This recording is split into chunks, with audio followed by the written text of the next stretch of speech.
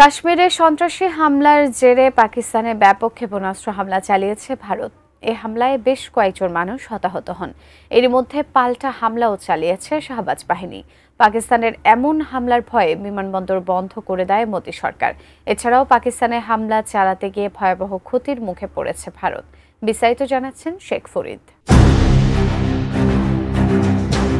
পাল্টাপাল্টি হামলায় উত্তপ্ত ভারত পাকিস্তান।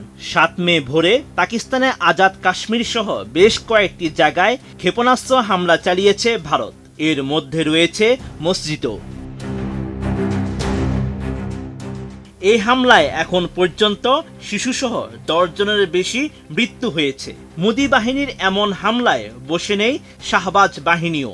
পাক বাহিনীর হামলার জেরে ৫টি ভারতীয় যুদ্ধবিমান ভূপাতিত, ব্রিগেড সদর দপ্তর ও চেকপোস্ট গুড়িয়ে দিয়েছে পাকিস্তান। স্বাস্থ্যকর অল টাইম ফ্যামিলি কেক, সব সময় অল টাইম হেলদি লাইফ।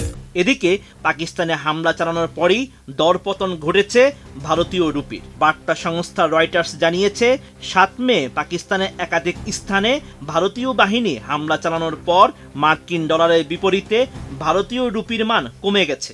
গত এক মাসে ভারতীয় রুপি অনশোর স্পট মার্কেটে ৮৪.৬৪ থেকে ৮৪.৬৮ মধ্যে লেনদেন হয়েছে, যা ৭ মে নেমে এসেছে ৮৪.৪৩-এ।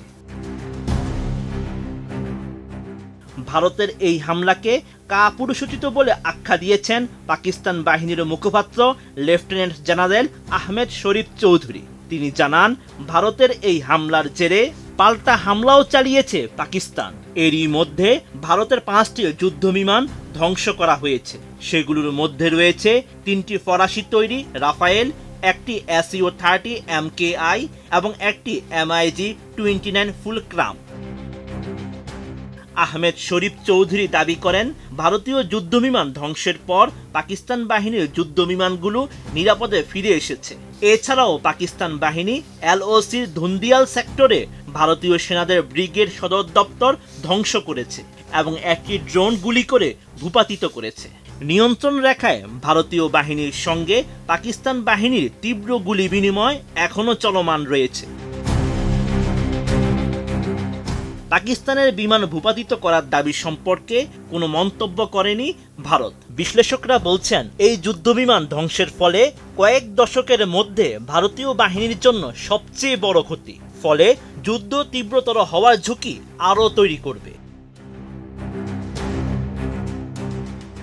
Sheikh Farid, ATN news.